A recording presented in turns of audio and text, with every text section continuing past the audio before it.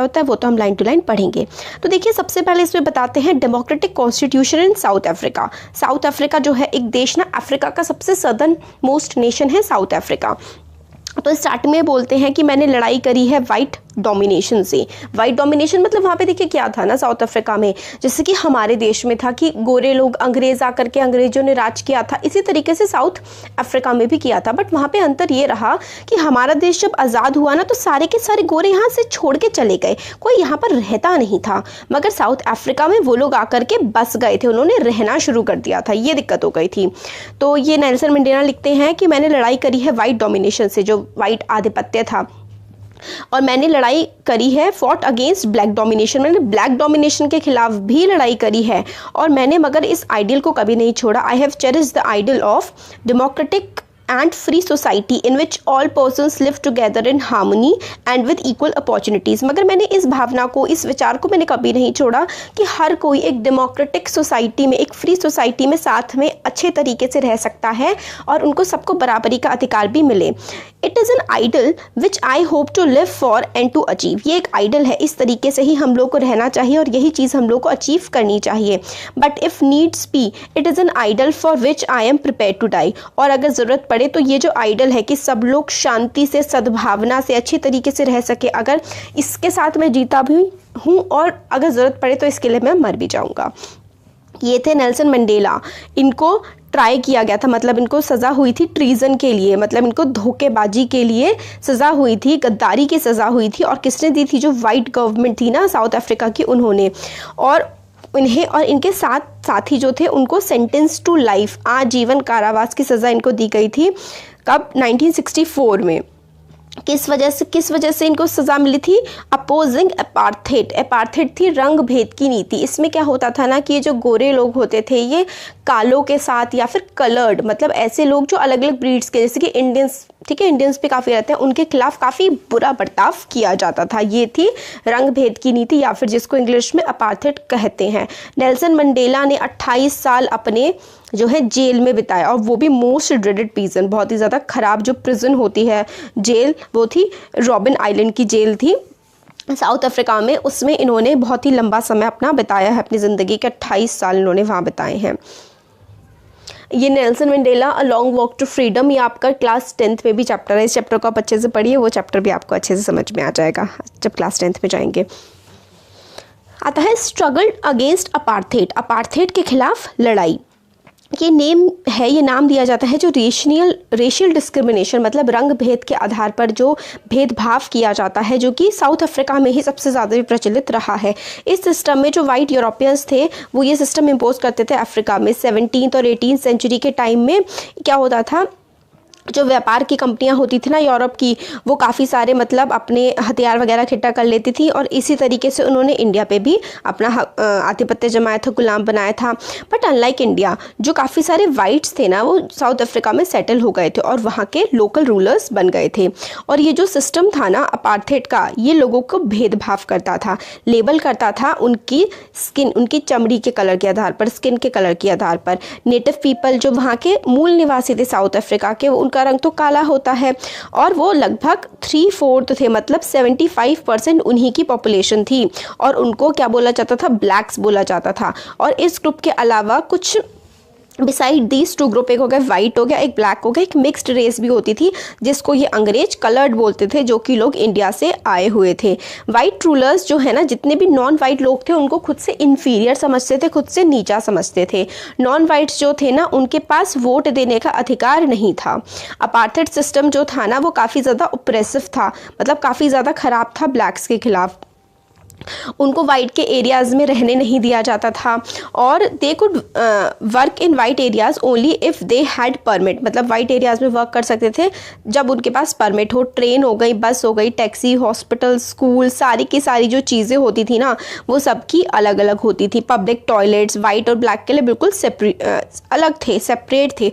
और इसी नीति को दिस वॉज कॉल्ड सेग्रीगेशन, इसको हम लोग सेग्रीगेशन की नीति कहते हैं। ठीक हो गया, सेग्रीगेशन होता है भेदभाव, इसको हम लोग भेदभाव की नीति के नाम से जानते हैं, पॉलिसी ऑफ सेग्रीगेशन।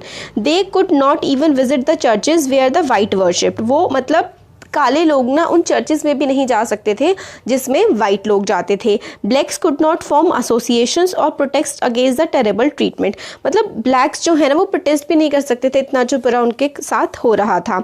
1950 तक ब्लैक्स, कलर्स, इंडियंस जो है ना वो लड़ाई करते रहे अपार्थाइड के खिलाफ। उन्होंने फिर काफ़ी सारे मतलब मार्चेस, जैसे कि हमारी आपने क्लास में इंडियन स्ट्रगल में पढ़ा है, मार्च निकालते थे, एसोसिएशन बनाते थे। तो इनकी सबसे बड़ी पार्टी थी जिसका नाम था अफ्रीकन नेशनल कांग्रेस। जैसे हमारे देश में इंडियन नेशनल कांग्रेस थी, इसी तरीके से वहाँ पे अफ्रीकन नेशनल कांग्रेस थी। ये अम्ब्रेला सबसे बड़ी ऑर्गेनाइजेशन थी जिसने स्ट्रगल करी है ये सेग्रीगेशन, जो ये भेदभाव की नीति थी, इसके खिलाफ। और इसमें काफ़ी सारे, दिस इंक्लूडेड मैनी वर्कर्स, काफ़ी सारे वर्कर्स थे, कम्युनिस्ट पार्टी के लोग भी इसमें थे। काफ़ी सारे सेंसिटिव वाइट्स जो मतलब सोचते थे कि गलत हो रहा है, उन्होंने भी अफ्रीकन नेशनल कांग्रेस को ज्वाइन किया अपार्थाइड के खिलाफ और काफ़ी अपना इंपॉर्टेंट रोल जो है वो प्ले किया स्ट्रगल में। काफ़ी सारी कंट्रीज़ ने इस अपार्थाइड जो थी ना बहुत ही ख़राब चीज़ थी, तो बहुत सारी कंट्रीज़ ने इसको डिनाउंस कर दिया था, बहुत सारी कंट्रीज़ ने इसको छोड़ दिया था। बट जो वाइट रेसिस्ट गवर्नमेंट थी ना, रेसिस्ट का मतलब होता है नस्ल भेद, मतलब हम गोरे हैं तो हम ज़्यादा अच्छे हैं, इस तरीके की जो नीति थी ना वहाँ पर ये चला करती थी। ये मगर पूरी दुनिया ने अपार्थाइड को छोड़ दिया, बट ये जो था ना साउथ अफ्रीका में चलता रहा, काफ़ी सारे लोगों को टॉर्चर किया, बहुत सारे लोगों को मार दिया, ठीक है, ये सब वहाँ पर चल रहा था। अब टुवर्ड्स अ न्यू कॉन्स्टिट्यूशन, मतलब जैसे जैसे प्रोटेस्ट बढ़ते रहे, स्ट्रगल बढ़ते रहे अपार्थाइड के खिलाफ, गवर्नमेंट ने रियलाइज़ किया कि अब वो ब्लैक्स को और ज़्यादा अपने रूल के अंदर नहीं रख सकते हैं। वाइट रजीम जो है ना उसने अपनी पॉलिसीज़ को चेंज करना शुरू कर दिया। जो डिस्क्रिमिनेटरी लॉज, इसका मतलब होता है जो बहुत ज़्यादा भेदभाव करने वाले कानून थे उनको हटा दिया गया। जो बैन था पॉलिटिकल पार्टीज़ पे, मीडिया पे रिस्ट्रिक्शंस लगाई हुई थी कि मीडिया बिना सरकार की मर्जी से कुछ छाप नहीं सकती, वो सारी की सारी चीज़ें हटा दी गई। और लगभग 28 साल की जेल के बाद नेल्सन मंडेला को जेल से रिहा करा गया as a free man. Finally 26 April 1994 को क्या हुआ, नया मल्टीनेशनल फ्लैग ऑफ नया जो है फ्लैग बनाया गया, किसका, रिपब्लिक ऑफ साउथ अफ्रीका का। मतलब साउथ अफ्रीका एक रिपब्लिक, एक डेमोक्रेसी बन गई थी 24 अप्रैल 1994 को। Was unfurled marking the newly born democracy in the world, मतलब एक बहुत ही अच्छी डेमोक्रेसी के रूप में सामने आई थी पूरी दुनिया के। अपार्थाइड गवर्नमेंट जो थी ना, कि भेदभाव वाली जो नीति अपनाने वाली सरकार थी, वो खत्म हो गई। Paving the way for the formation of multi racial government, और कैसी गवर्नमेंट बनी, मल्टी रेशियल, जिसमें वाइट भी होंगे, ब्लैक भी होंगे, कलर्ड भी होंगे, सब लोग होंगे, इस तरीके की सरकार बनाई गई। अब ये किस तरीके से हो पाया, हम लोग नेल्सन मंडेला की बात सुनते हैं जो कि पहले प्रेसिडेंट थे साउथ अफ्रीका के। ये बोलते हैं कि हिस्टोरिकल एनिमीज़ जो सदियों से एक दूसरे के दुश्मन रहे थे, वो साथ आए और उन्होंने ध्यान रखा कि पीसफुल ट्रांजिशन, मतलब बिल्कुल अच्छे तरीके से अपार्थाइड से, जो अपार्थाइड की नीति थी, भेदभाव की नीति थी, उससे वो डेमोक्रेसी में की तरफ बढ़े। एग्जैक्टली क्योंकि वो लोग सब प्रिपेयर थे to accept the inherent capacity of goodness in other, क्योंकि हर किसी के अंदर ये कैपेसिटी होती है कि वो इंसान अच्छा होता है, हर किसी के मन में अच्छाई ज़रूर होती है, चाहे वो कितना भी बुरा इंसान हो।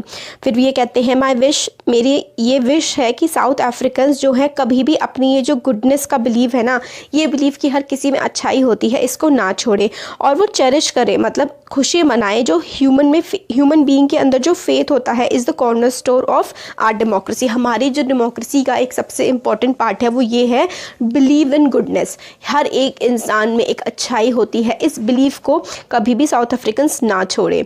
तो after the emergence of new democratic south Africa, जब नया डेमोक्रेटिक साउथ अफ्रीका बन के आया तो ब्लैक लीडर्स ने अपील करी टू फॉलो ब्लैक्स टू, मतलब साउथ अफ्रीका के लीडर्स ने अपील करी कि जो भी ब्लैक लोगों के साथ वाइट लोगों ने किया है, उसकी जो भी एट्रोसिटीज़ की हैं, जो भी बुरा व्यवहार किया है, उसको वो भुला दें और सब लोग साथ मिल करके देश को चलाएं। उन्होंने ये कहा कि जो नया साउथ अफ्रीका बनेगा वो इक्वालिटी ऑफ ऑल, हर किसी के मतलब बिल्कुल सब लोग समान हैं, इस पे बनेगा। सारे मेन विमेन सारे के सारे सब समान हैं, सबको डेमोक्रेटिक वैल्यूज़ मिलेंगी, सबको सोशल जस्टिस मिलेगी। डेमोक्रेटिक वैल्यूज़ का मतलब होता है सब समान है, हर कोई सरकार के सामने समान होगा। सोशल जस्टिस मतलब सोसाइटी में सबका जो है एक जैसा हक होगा। ह्यूमन राइट, सबको जो मानवीय अधिकार होते हैं ना, जिंदा रहने का अधिकार, बोलने का अधिकार, ये सारे अधिकार दिए जाएंगे। और पार्टी जो रूल करेगी, rule through oppression and brutal killings and the party that let the freedom set together to draw up a common constitution. मतलब उस पार्टी ने जो बहुत ज़्यादा जिस पे अत्याचार किया था, और जो पार्टी उस अत्याचार को मतलब उस अत्याचार के खिलाफ लड़ाई कर रही थी, दोनों साथ मिलकर के बैठे और उन्होंने अपना संविधान बनाया। 2 साल की लंबी डिस्कशंस और डिबेट्स के बाद दुनिया का वन ऑफ द फाइनेस्ट, दुनिया का सबसे अच्छों में से एक कॉन्स्टिट्यूशन इनका निकल के आया। कॉन्स्टिट्यूशन ने सिटीजन्स को बहुत ज़्यादा राइट दिए जो कि किसी कंट्री में इतने एक्सटेंसिव राइट अवेलेबल नहीं थे। टुगेदर सबने डिसाइड किया in the search for solution to the problems, मतलब किस तरीके से हम दिक्कतों का सामना करेंगे और कैसे उनका समाधान निकालेंगे। नोबडी, किसी को भी हम जो है नहीं पीछे छोड़ेंगे। No one should be treated as a demon, किसी को भी हम लोग शैतान या फिर किसी को भी हम नीचा नहीं मानेंगे। उन्होंने ये अग्री किया कि हर किसी को सोल्यूशन का पार्ट बनाएंगे, मतलब हर किसी को मौका देंगे कि वो अपना मत रख सके, अपने विचार रख सके, और चाहे वो जो भी हो, चाहे जो भी हुआ हो, ठीक है, पास्ट में, मगर अब सब लोग बराबर हैं। जो प्रियम्बल का मतलब होता है जैसे कि एक आप समरी कह सकते हैं कि पूरे संविधान की, पूरे कॉन्स्टिट्यूशन की एक समरी क्या होती है। इस चैप्टर में हम इंडियन कॉन्स्टिट्यूशन, अपने देश के संविधान की प्रियम्बल के बारे में भी हम इसमें पढ़ेंगे। तो इसी तरीके से साउथ अफ्रीका के कॉन्स्टिट्यूशन को भी प्रियम्बल पूरी तरीके से सम अप करता है, बताता है कि इसमें पूरा क्या है। South African constitution inspires Democrats all over the world. South Africa का जो कॉन्स्टिट्यूशन है उसने डेमोक्रेट्स, मतलब जो डेमोक्रेसी में बिलीव रखते हैं, ऐसे लोगों को पूरे साउथ अफ्रीका के कॉन्स्टिट्यूशन ने इंस्पायर किया पूरी दुनिया में। इंडिया में भी साउथ अफ्रीकन कॉन्स्टिट्यूशन से कुछ चीज़ें ली गई हैं। अगर आपको पता है वो क्या है तो ज़रूर बताइएगा कमेंट सेक्शन में। तो एक स्टेट था जिसको डिनाउंस कर दिया था, पूरी दुनिया ने कह दिया था 1994 तक ये तो अनडेमोक्रेटिक है। अब मॉडल ऑफ डेमोक्रेसी बन गया, मतलब ये दुनिया का सबसे अच्छी डेमोक्रेसी के रूप में उभर के आया। ये चेंजेस कैसे पॉसिबल हुए? साउथ अफ्रीका का ये जो ट्रांजिशन था, वो मतलब ये जो बदलाव था, ये काफ़ी बिटर एक्सपीरियंसेस थे, काफ़ी बुरे उनको चीज़ें झेलनी पड़ी थी। Into the binding glue of a rainbow nation, मतलब इतनी ब्रुटैलिटीज़, इतनी बुरी चीज़ें झेलने के बाद एक वो मतलब रेनबो जैसा एक बहुत ही खूबसूरती सी उभर के आई थी। Speaking on the South African constitution के बारे में बोलते हुए बताते हैं नेल्सन मंडेला कि कॉन्स्टिट्यूशन जो है साउथ अफ्रीका का, वो बताता है हमारे पास्ट के बारे में भी और हमारे फ्यूचर के बारे में भी। एक तरफ it is solemn pact in which we as South Africans declare to one another that we shall never permit a repetition of our racist, brutal and repressive past। एक तरफ तो ये हमें बताता है कि हम जो साउथ अफ्रीका के लोग हैं, ये जो बुरी चीज़ें हुई थी हमारे देश में कि लोगों के साथ अत्याचार होता था, भेदभाव होता था, उनको दबाया जाता था, इसको कभी भी हम लोग आगे नहीं लाने देंगे। पर हमें ये भी बताता है कि देश का ट्रांसफॉर्मेशन कैसे होगा, किस तरीके से सब लोगों का साथ लेकर के हमें कंट्री को इस तरीके से बनाया जाएगा कि ये सबकी हो, ये ब्लैक की भी हो, वाइट की भी हो, वुमेन की भी हो और मैन की भी हो, ये सबकी कंट्री हो। इस तरीके से नेल्सन मंडेला बताते हैं। फिर why do we need a constitution, हम लोगों को संविधान की ज़रूरत क्यों होती है? साउथ अफ्रीका का एग्जाम्पल हम लोगों ने देखा। इससे हम लोग को समझ में आता है कि कॉन्स्टिट्यूशन की ज़रूरत हमारे देश में मतलब पूरी दुनिया में संविधान की ज़रूरत क्यों होती है। क्योंकि ऑपरेसर मतलब जो दबा रहा है और ऑपरेस्ड जिसको दबाया जा रहा है, वो नई डेमोक्रेसी में साथ में किस तरीके से रहेंगे? बराबर की तरह। पहले तो ऊंच नीच थी, अब वो बराबर की तरह कैसे रहेंगे? ये इजी टास्क नहीं होगा, ठीक है। एक दूसरे पर भरोसा कर पाना, उनके मन में क्या होंगे? फियर्स होंगे, उनके मन में डर होंगे, वो सेफगार्ड चाहते होंगे कि भाई हमें जो ये हक मिले हैं ये हमारे पास रहे। ब्लैक माइनॉरिटी ये इंश्योर करना चाहती थी कि डेमोक्रेटिक प्रिंसिपल जो है उसमें मेजॉरिटी का रूल कॉम्प्रोमाइज़ ना हो जाए। मतलब मेजॉरिटी मतलब ऐसा नहीं है कि जैसे कि भेदभाव की नीति थी अब मेजॉरिटी करने लगे माइनॉरिटी के साथ, या फिर वही भेदभाव की नीति वापस आ जाए, ये सब ना हो, इसलिए रूल्स लिखे गए कॉन्स्टिट्यूशन में। वो चाहते थे कि सोशल और इकोनॉमिक राइट्स अच्छे से मिले सबको। White minority was in to protect his privileges and property, और वाइट माइनॉरिटी क्या चाहती थी कि उनकी जो प्रिविलेज है, उनकी जो सत्ता है, उनकी जो प्रॉपर्टी है वो ना छीनी जाए। काफ़ी लंबी नेगोशिएशंस के बाद दोनों की दोनों जो पार्टीज़ हैं उन्होंने कॉम्प्रोमाइज़ किया। वाइट्स ने अग्री किया कि प्रिंसिपल जो होगा principles of majority rule and that 1 person 1 vote। White minority जो थी, माइनॉरिटी का मतलब होता है कम लोग, मेजॉरिटी का मतलब होता है ज़्यादा लोग। तो वाइट तो बहुत कम थे, 75% पॉपुलेशन तो ब्लैक की थी। उसके अलावा आप समझिए 20% के आसपास भी नहीं होंगे वाइट्स, इतने कम थे और इतने सारे लोगों पे राज चला रहे थे। ठीक है, तो वाइट ने अग्री किया कि हम मेजॉरिटी के प्रिंसिपल को मानेंगे और एक इंसान को एक ही वोट मिलेगा। उन्होंने ये भी एक्सेप्ट किया कि बेसिक राइट जो है पुअर को दिए जाएंगे और वर्कर्स को भी, मतलब कुछ हक दिए जाएंगे गरीब लोगों को भी और वर्कर्स को भी। ब्लैक मान गए कि मेजॉरिटी का रूल जो है, ब्लैक्स ने ये माना कि क्योंकि ब्लैक्स मेजॉरिटी में थे कि बिल्कुल एब्सोल्यूट रूल नहीं होगा। उन्होंने ये माना हाँ कि जो ब्लैक है वो प्रॉपर्टी जो है ना वाइट्स की उसको नहीं छीनेंगे।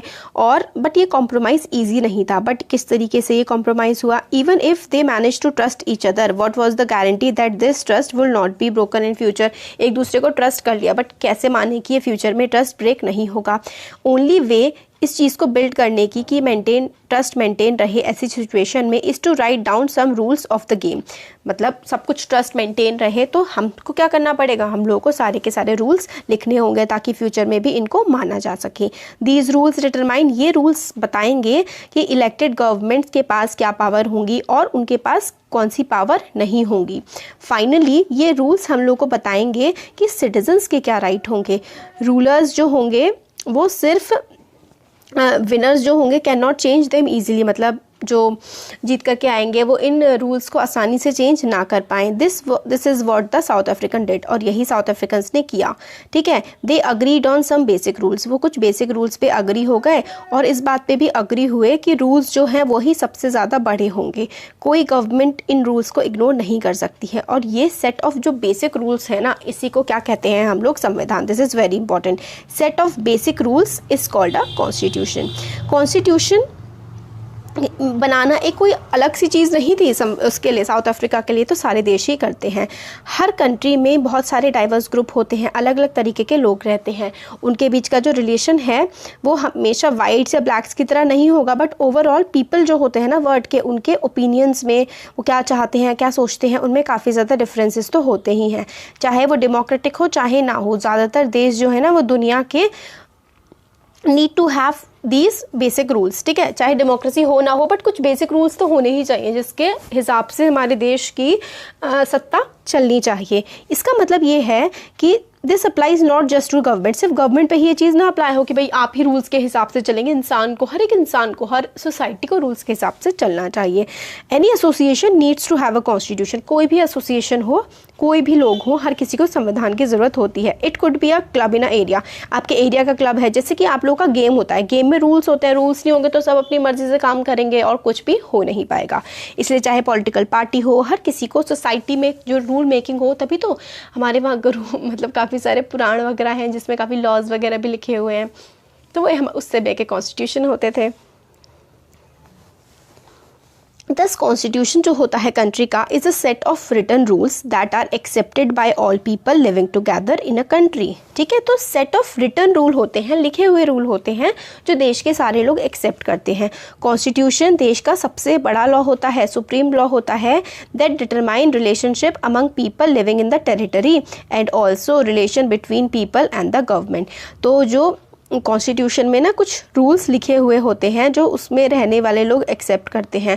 कॉन्स्टिट्यूशन सबसे बड़ा लॉ होता है देश का, वो डिटरमाइन करता है रिलेशनशिप बिटवीन लोगों के बीच में जो उस देश में रह रहे होते हैं और गवर्नमेंट के बीच में। ठीक है, कॉन्स्टिट्यूशन काफ़ी सारे काम करता है।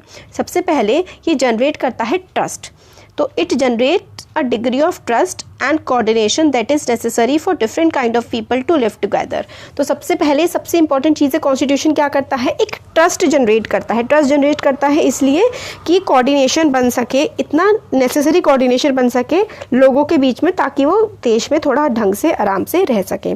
सेकेंड पॉइंट, ये स्पेसिफाई करता है कि जो गवर्नमेंट है वो किस तरीके से बनेगी और किसके पास पावर होगी डिसीजन लेने की। तो सबसे पहले कि लोगों के बीच में ट्रस्ट हो कि भाई लोग एक दूसरे पर विश्वास करें, लोग सरकार पर विश्वास करें। सबसे पहली चीज़ है कॉन्स्टिट्यूशन ये इंश्योर करता है।